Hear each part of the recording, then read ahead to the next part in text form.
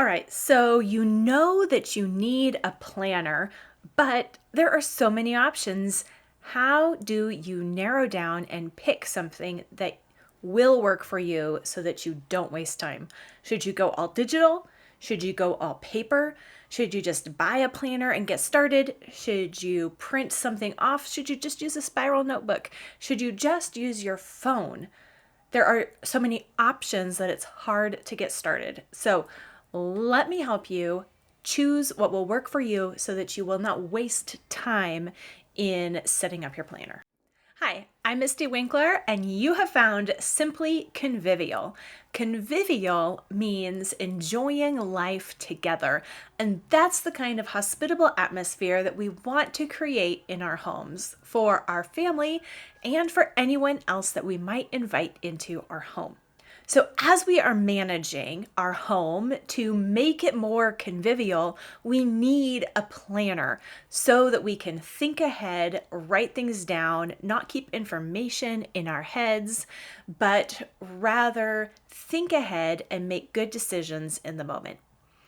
But there are so many options that it is difficult to get started because we don't know the pros and cons. And as soon as we pick one, say digital, we see our friend's cute paper planner and we think, maybe I should try that.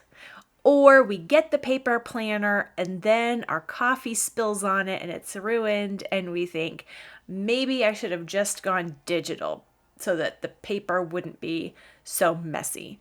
I mean, spilling coffee on my phone would be so much better. I have tried paper and digital and a mix of both, and I can help you make that decision quickly so that you can move forward and get a working planner. Grab a basket of laundry to fold and let's dig in and do it. So you can go all digital and not have any papers, any waste at all in your planner. Or you can go all paper and have less screen time and more of a creative outlet in your planning. Or you can have a combo and have either the best or the worst of both worlds. It kind of depends. I'm going to walk through the pros and the cons of digital planning, particularly for busy moms at home juggling many responsibilities. The pros and cons of paper planning, whether that's printed templates or a purchased planner, and then the pros and the cons of making a combo system. And at the very end, I will give you my recommendation. If you don't have a planner at all yet, I will tell you the best and fastest way to just get started with something that will work. First up, should you use a digital planner? So the best part about having a digital planner is that it's easy to just have it in your pocket at a moment's notice. You can whip it out, you can take it with you. You know, it's pretty great to have information on my phone, my calendar on my phone, and then my case is my wallet. So my little phone is a one-stop shop. It goes with me wherever I go, and it's a little powerhouse. That's pretty great. It's also easy to change information. You can fix mistakes, you can change spellings, and no one ever knows that you misspelled it the first time. You can, just quickly move things around and make changes quickly and cleanly. So if with paper, erasing things or making a spelling mistake or messing anything up frustrates you and makes you want to start all over with your planner, then you might want to consider going digital because those changes you make are made cleanly and there's no evidence that you messed it up the first time. Third is that your digital planner syncs. At least if you choose the right apps and you have the right tech. I use Apple everything, so everything syncs. It's pretty slick. But your notes are on your phone and your tablet and your laptop instantly. It's also easier to share information. You can use the little share button. You can copy and paste things into a text. You can copy and paste texts right into your planner. You can share Google Calendars. There's all kinds of options for sharing and syncing when it comes to digital, and it can be pretty seamless. My favorite part of planning digitally is that all the information is searchable. So I can have a long to-do list, I can have a long set of notes or different ideas, and I can just, use the shortcut key, swipe over, search, and find what I want to look for without having to scroll and browse or have set up some kind of fancy indexing system that I'm manually keeping up. No matter where something is, I can use find and get to it right away. So that's pretty great. Now, on the con side of a digital planner, you do have to open up your phone or your laptop to see your plans, and that can be opening up the ocean of distractions that are available on your phone, in your apps, on the internet, social media, notifications. You can be honestly trying to check your plan or your calendar and wind up having spent 20 minutes on Instagram without even thinking about it. That's a pretty big con. Also, it is less creative. You don't get to practice your handwriting. You don't get to add stickers. You don't get to doodle. There's less personality in a digital planner. And the other big problem with digital planning is that the blue light is really not good for real life productivity. The blue light, in addition, forget any apps and social media distractions, but simply the blue light, if you're even just looking at your calendar, at your plan, the fact that it's blue light shining on you changes the way your brain is working, changes your attention and the kind of engagement that you have, and it actually makes productivity in real life legitimately more difficult. It's not just you. This is real.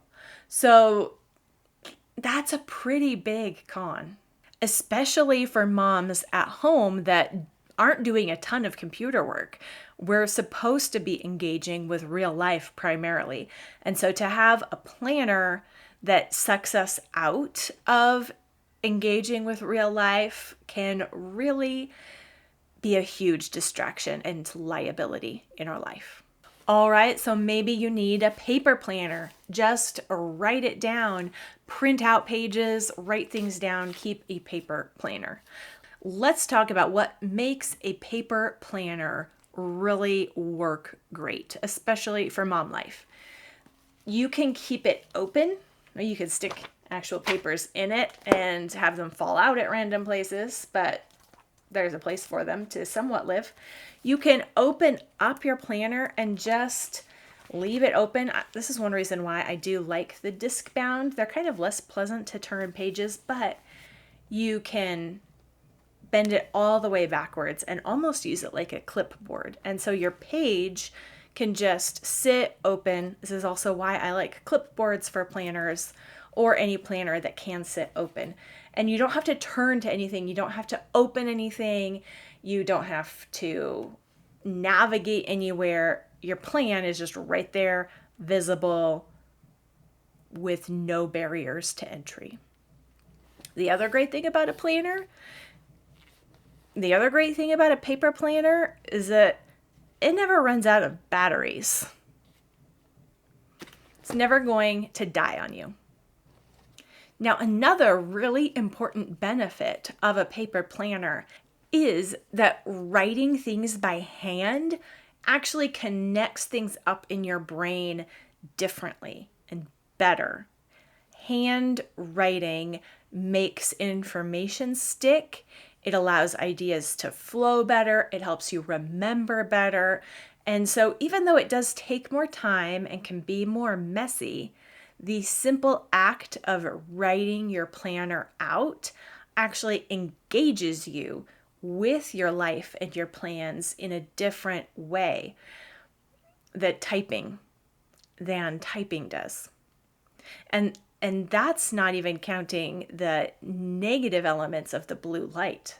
So there are some really strong reasons to choose a paper planner, even though it can take more time and feel more messy. In fact, I think paper planners getting messier faster is one of the more annoying problems with a paper planner. We would definitely have to list that on the con column.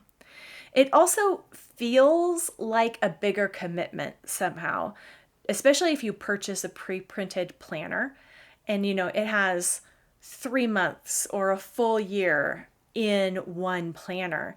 It feels like you're committing for that amount of time, and then you feel like a failure if you don't stick with it as long as it would last. Like, did you waste that money? Did you waste that effort because you didn't use every single page? There can be some needless guilt with a paper planner. You can mitigate that by just printing your own pages, but I think we have all wasted a lot of time printing out, designing, or buying paper printables. So that's a bigger time commitment. And then also, finally, on the negative sides of a paper planner, change feels even more messier than it already is with a paper planner. And then that can trigger our perfectionism and make us want to just start all over fresh instead of adjusting our plans and crossing something out or erasing something, or just moving on to the next spread and leaving a messy page. But we need to be able to adjust and go for real life and to make our plans relevant and effective and usable in our lives. All right, so how about a combo method? Can you use the best of both of these elements, a digital and paper combined? You can, but what you have to watch out for is overdoing it and redoing it and trying to keep two full planners in two places and just doubling up on your work. That's not saving you time, and that will just become more burdensome and annoying than helpful. So I do think that a combo method is the best way to get started quickly if you have no planner that's working at all right now. If you are at a place where you're like, I've tried things, I don't know what's going to work, I'm not using anything right now, and I just need to get started, then in a second, I'm going to tell you how to get started with a combo system. If you have pieces and parts that are already working, maybe you already have a calendar, but you don't have a dashboard, you have to keep in mind our 4-part planner method. If you missed that workshop, there will be a link in the show notes, or you can just check out the previous episode. You don't want to miss that workshop that just happened on the 4-part planner method. But if you have any of those 4 pieces that are already working, then you just want to stick with that. Better to stick with that and add on slowly than to start something over from scratch. You want to build and iterate on what's working. Always start with what's working. If anything's working, keep it and just build on top of that. You'll get a much more personalized, workable system if you do that. And stay tuned, because for the whole month of October, we're going to go through 1 week at a time each of those 4 essential planner ingredients. So we're going to keep figuring this out and iterating as we go. So right now is the time to choose your planner and get going with something, because you can always change and adjust. It's not a huge commitment. It is a right now commitment that you will be able to iterate and make smart choices later on as you actually use something and get that experience, and then apply that experience to making a small change, a small adjustment, a small upgrade to your plan as you go. So if nothing is working for you right now, then use this combo method. your calendar and any long-term notes that you want to keep, and any kind of running list that you need to keep track of for longer than 1 week. So I guess that's 3 things. The calendar, though, is the essential piece. The calendar should be kept digitally. The benefits of the digital calendar just far outweigh the cons, and it's easier to keep the 5 calendar rules, which we're going to learn about next week. So stay tuned. Start with a digital calendar, Google Calendar, Apple Calendar, some other private app. It doesn't really matter, but pick a digital calendar and then some kind of notes app. And I mean, just Google Keep if you're on Android, or Apple Notes if you're on Apple. Those, I mean, they're basic, but they work and they sync and they're just super easy and they don't require extra apps or tutorials or whatever. You could just get started with them, and that's key. So then on paper, you want to keep a weekly dashboard, and your weekly dashboard has a weekly top 3. It has habits you're trying to track, your menu plan, maybe, possibly, and a running list of things you need to do that week. That's the basics of a weekly dashboard. And again, we're going to be covering this in week 2 of October, of our Organized October challenge. So stay tuned. We'll cover this more. But your weekly dashboard needs to be front and center visible, where it's super easy to just look over and see it at a glance and use it and check things off as you go without waiting for startup or your fingerprint or opening an app or anything.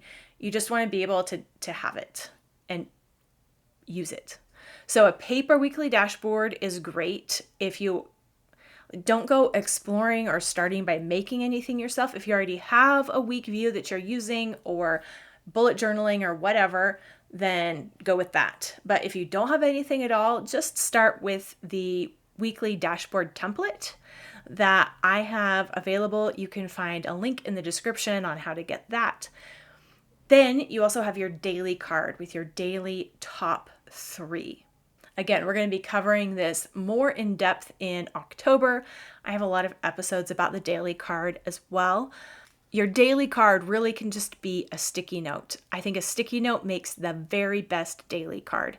And even when I've done digital planners, I still like to use a real physical daily card that I write out. I write out the date on it.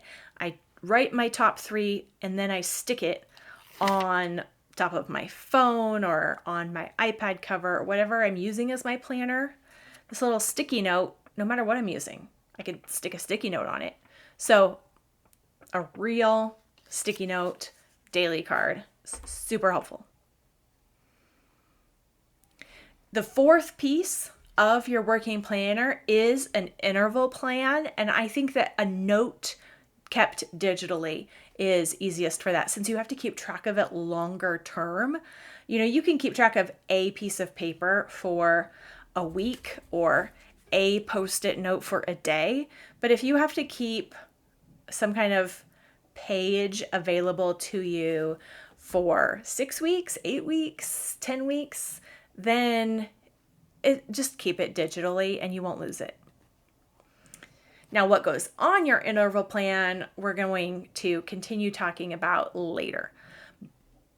Or you could join Convivial Circle and go through Work the Plan to set up the full meal system for not only making your plan, but actually working the plan. That's why the course is called Work Your Plan, because it's more important to work your plan than to make your plan, actually. Making your plan is not going to make you do it. So if you need to work your plan, go check out that course inside Convivial Circle. Also, the weekly review is the thing that makes all of this really work together and helps it to really give you traction in life. We have a whole masterclass called Mom's Weekly Review Masterclass inside Convivial Circle. But to get started, you really just need those 4 pieces, and you need to put stuff down, write stuff down, then look at it. And as you do that more and more, you'll get better and better at it. So it's not a matter of figuring it out all up front. It's a matter of making a decision and moving forward.